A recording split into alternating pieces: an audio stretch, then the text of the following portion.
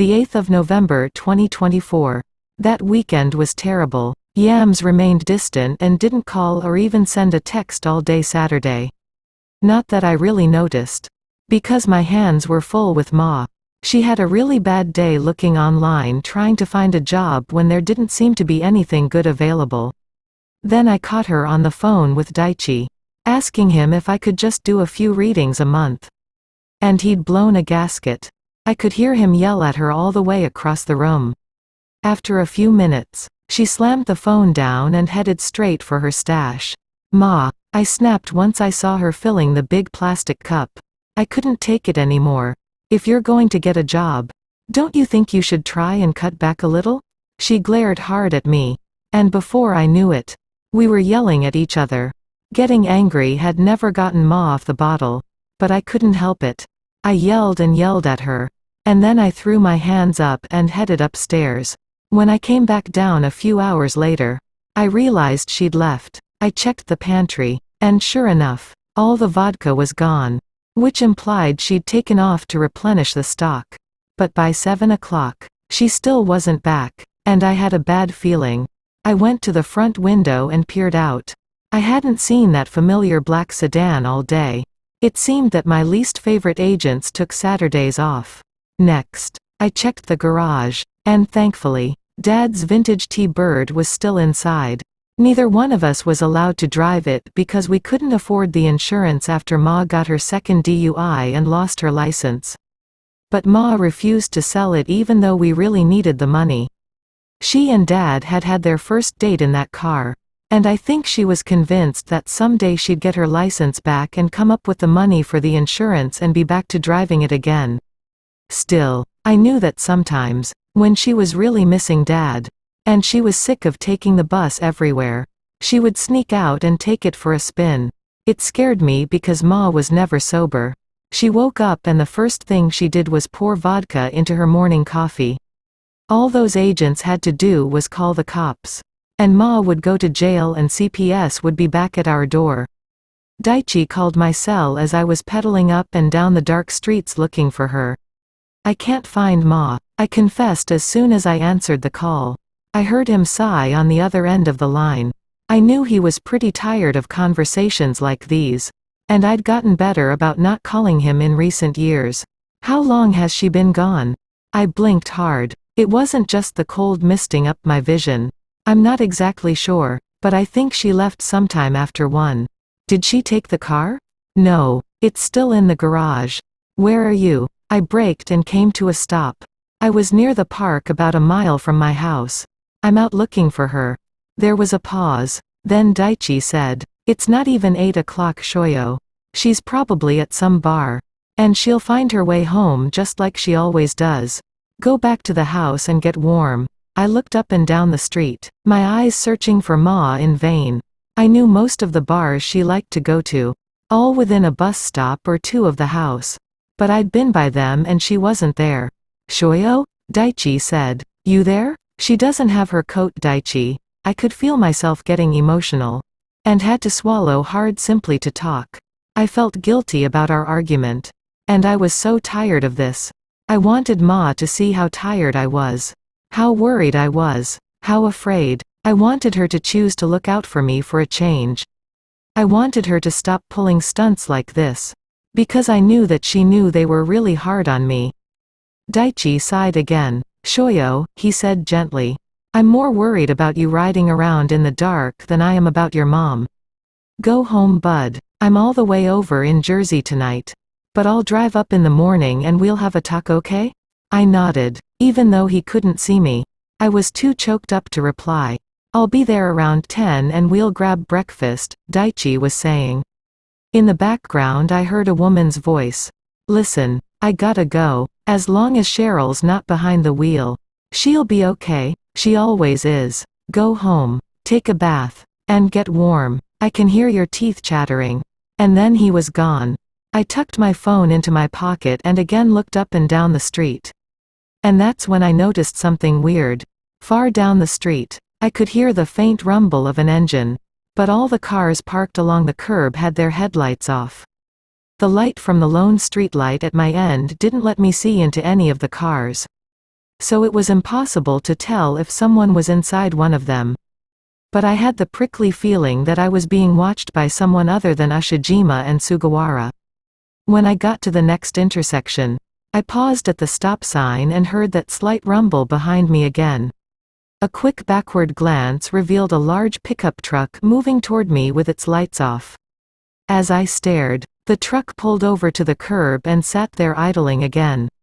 As if the driver didn't want to pass me before seeing which direction I was going to take. I felt the hairs on the back of my neck stand up on end.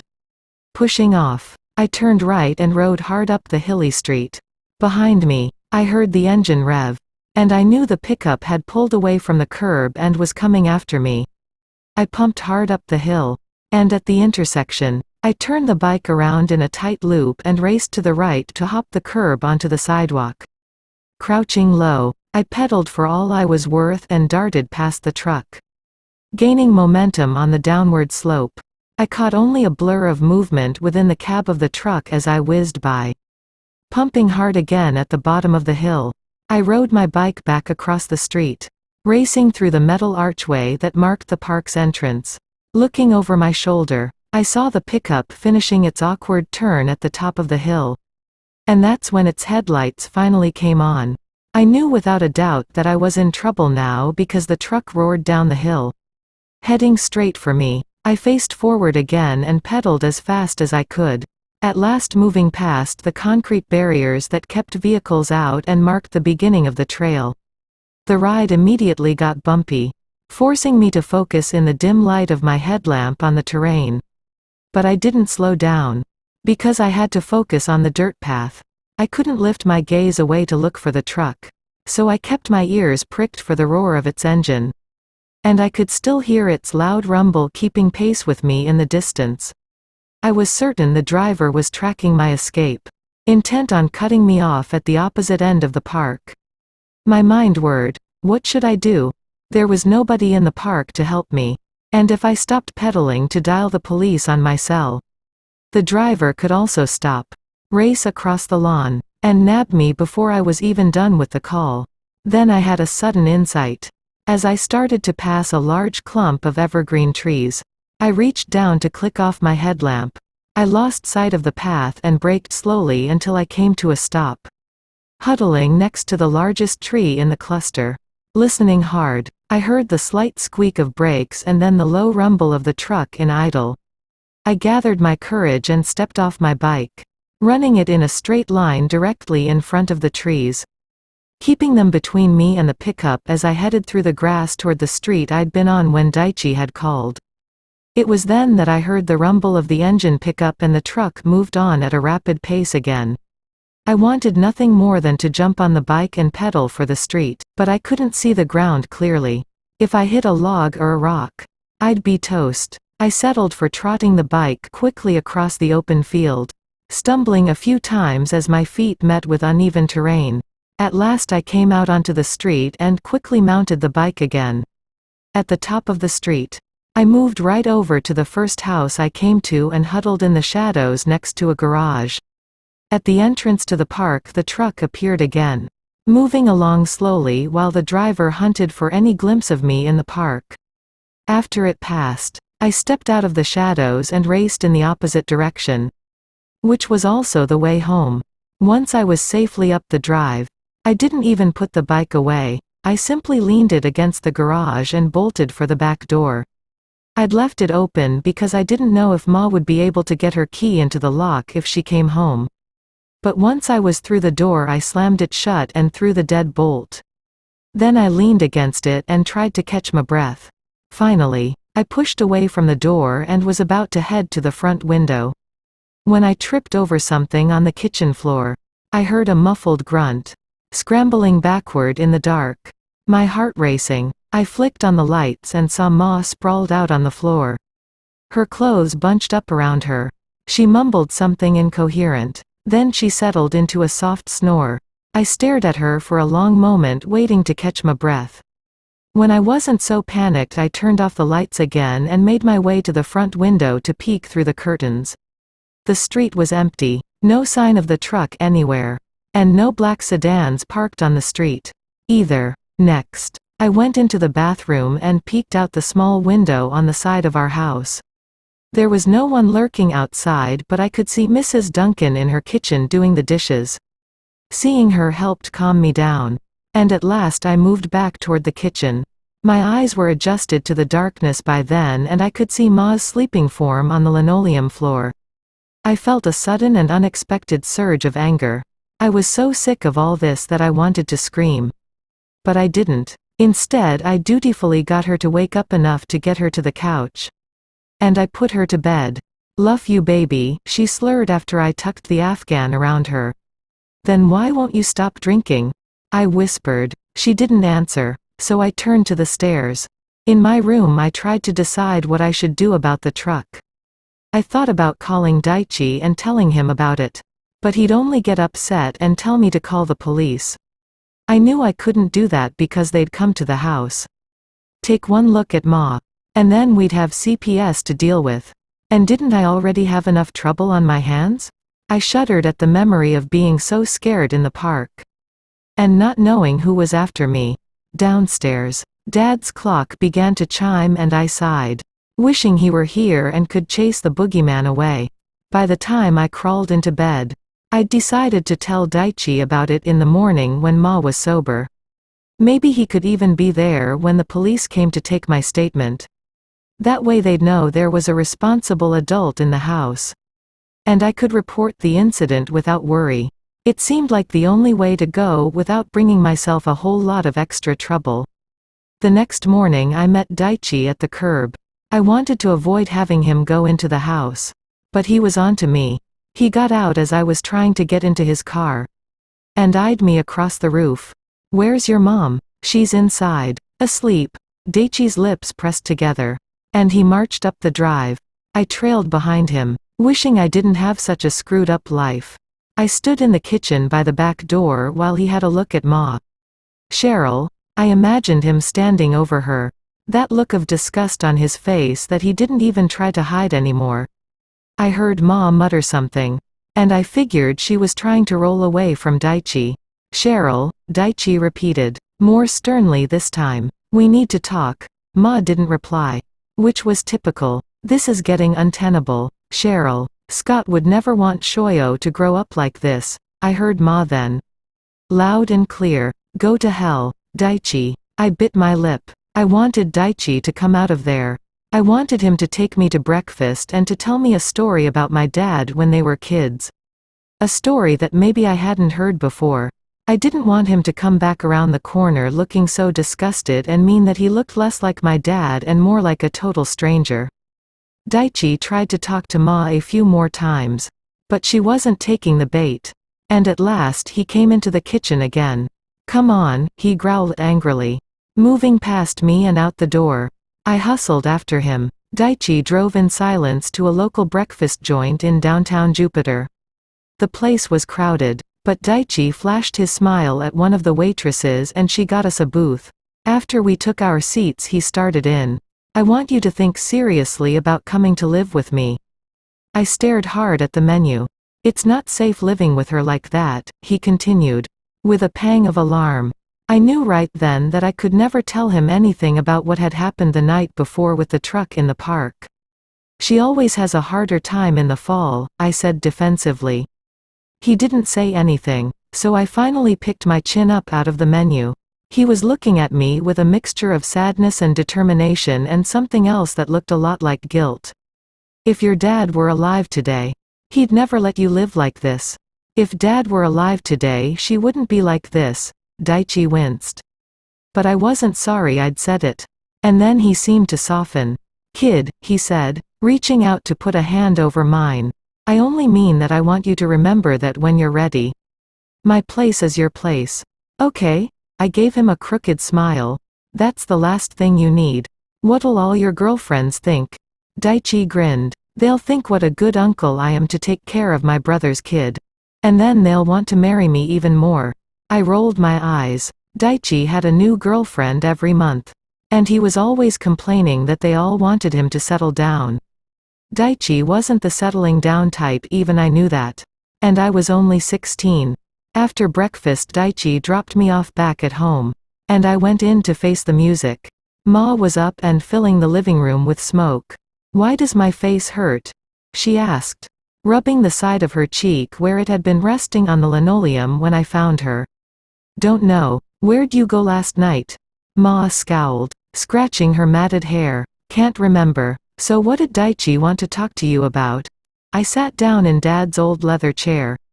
Ma didn't like me to sit in it, but I was still pretty mad at her and feeling defiant. She cocked an eyebrow but didn't say anything. "He just wanted to take me to breakfast." Ma reached out to flick the ashes of her cigarette into the ashtray. "He asked you to move to the city with him?" I was surprised by the bluntness of her question and the fact that she knew Daichi had asked me that.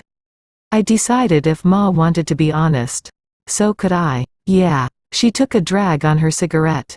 "You'd hate the city. It used to give you panic attacks. You know." I didn't say anything. "It's loud and noisy. And you'd have to leave all your friends," Ma continued. "Like I had a whole horde of people to hang out with." I also noticed she didn't mention that I'd have to leave her, too. "And it's dangerous," Ma added, waving her cigarette at me. "We've got no crime here. Shoyo. You can leave your doors unlocked and nobody bothers you." I folded my arms and looked away. "Unless you're a kid named Tevin Tybalt," I said, thinking again about the truck that had chased me into the park. It was Ma's turn to be silent. And when I finally turned to her again, I was shocked to see her crying. But these weren't drunk tears. These were real. All of the sudden I felt ashamed. "If you go," she whispered, "I'll never get to see you again." I shook my head at her. She was talking crazy. "No," Ma insisted. "It's true. Daichi's never forgiven me for Scott's death. He thinks I should have told your dad that day too." Ma seemed to catch herself. And then her tears took over and she covered her face with her hands. I got out of my chair and moved over to the couch to hug her. I felt the guilt coming off her in waves. They crashed into my own and swirled around us in a riptide that tugged and pulled and threatened to tear out my heart. Finally, Ma's tears subsided, and I let go of her to grab a tissue. She mopped at her cheeks and smiled hopefully at me. "I know I need to cut back," she said. "And I promise. Shoyo, I promise I will." She then reached out and took up my hand. "But I need you here. I can't make it without you. Promise me you'll stay?" I looked down at our joined hands. And my mind flashed back to a time when I was 5 and she'd walked me to the bus stop on my first day of school. I'd cried the whole 3 blocks. And the minute the bus pulled up I'd pressed myself against Ma's legs and I'd sobbed and sobbed. I hadn't stopped until she'd bent down to hug me and I realized the bus had pulled away. "It's okay, baby," she'd said to me. "We'll try again tomorrow." But the next day was the same. I was terrified to leave her side. And my own petrifying shyness left me feeling like I couldn't possibly board that bus and go off to some faraway place to sit among strangers. So we tried again on Wednesday. Then on Thursday. And finally on Friday. Ma held my hand just like all the days before. But as the bus rolled to a stop she'd squeezed my hand and looked down at me with a bright, hopeful smile. "There's the bus to take you to school. Shoyo, you'll have all sorts of adventures. And drink milk and have cookies. And draw pictures. And learn new things. But if you're not brave enough to get on that bus today, then I'll understand and we'll go home and try again next week. But if you can do it today, then I'll be prouder of you than you could know." I then watched the other kids load onto the bus. And after much hopping from foot to foot, I'd had a moment of rare courage and I'd let go. I remembered so clearly the cold feeling of my palm without Ma's hand to warm it. And still I'd climbed those big steps onto the bus, avoiding the driver's watchful gaze. I'd moved to the first empty seat I could find and shuffled to the window to see Ma standing there with hands clasped over her heart and tears streaming down her face. She was beaming with pride. So happy I could feel it all the way through the walls of the bus. Andy knew I was worthy and brave. And now Ma was squeezing my hand, asking me to be patient. And I realized that I'd have to hold on until she was brave enough. 2. True to her word, Ma did make an effort. She got up from the couch, took a shower, dried her hair with the blow dryer. And she even put on makeup. She smiled at me as she came downstairs. And I was struck by how beautiful she still was. The premature lines from years of smoking were still there, and there was a slight puffiness to her face from the drinking. But when Ma made an effort, she was stunning. "You look great," I told her. "Yeah?" she said, blushing slightly. My smile widened. "Yeah, you really do, Ma." My gaze drifted to Dad's picture on the mantel. They had been a beautiful couple. Ma sighed and pressed her hands together like she was making a wish. "I'm heading to the drug mart on Pavilion. I saw an ad online that they're looking for part-time help. Wish me luck?" I swallowed hard. Moved that she was trying. "Good luck, Ma." After she left, I called Yams. But it went right to voicemail. "Hey," I said in my message. "It's me. Call me about Peyton, okay?" I'd been racking my brain trying to come up with a solution that would honor my promise to Daichi and still warn Peyton in time for her to make another choice. But so far I had no good ideas. And I was also troubled by the possible fact that no matter what we did, it might not make a difference. I kept returning to the same troubling question: were the dates fixed? Or could they be changed? I finally decided that simply because I didn't know the answer didn't mean that Yams and I still couldn't try to change destiny. And after what had happened to Tevin, I knew we had to try something that would get Peyton's attention. While in my room studying, I was staring up at the bulletin board above my desk where I'd pinned favorite photos and cards and mementos, and I suddenly had an idea about how to warn Peyton. I tried calling Yams again, but he didn't pick up. So I texted him. With a sigh, I got up and went to the window, noticing with a frown that the familiar black sedan was back at the curb. Then I saw Ma coming back home, her steps unsteady and clumsy. I knew immediately that she'd found someplace to stop for a few drinks. All that hope that had risen to the surface earlier when she'd come downstairs looking so good had evaporated. My eyes traveled back to the sedan. Those agents must be having a pretty good laugh at seeing my mom stumble home. It filled me with anger, and I clenched my fists, ready to go out there and yell at them, but stopped myself. Yelling at them wouldn't make things better, and it might actually make things worse. A minute or two later, Ma came into the house. "I got the job," she announced. But I was mad enough not to care. "You've been drinking." Ma shrugged, still happy about her news. "I thought getting a job was worth celebrating," she sang. Then she moved past me toward the stairs like coming home stumbling drunk wasn't a big deal. "I'm going up for a bath. There's leftover spaghetti in the fridge if you're hungry." Her words were slurred and slow, and my anger deepened. I was about to say something really mean, when I heard my phone ping. Lifting it out of my pocket, I saw that Yams had sent me a text. "Can't make it to the diner tonight. TTYL. After not hearing from him all weekend. His text felt like a snub. He'd never been ticked off at me this long before. I sat down in Dad's chair and stared at my phone, trying to think of the words that would make it better between us. But nothing came to me. So I left it alone and hoped I'd find the right words in the morning.